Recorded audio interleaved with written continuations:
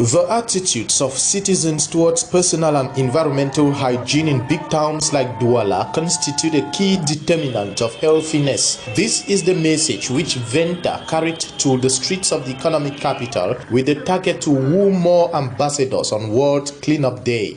When a place is dirty, the water that we drink is dirty, the air that we breathe is dirty, the food that we eat is dirty, it means that we are going to have a population that is not healthy.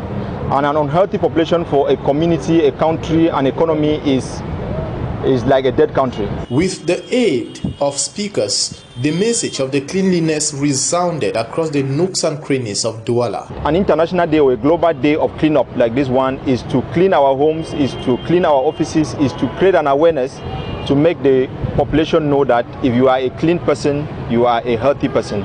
The ambassadors of cleanliness also choose to create awareness through this friendly football encounter with the Douala branch of the Cameroon Association of English-Speaking Journalists, CAMASEJ-D, followed by a seminar to school participants on strategies to cater for themselves, their homes, offices, and the city.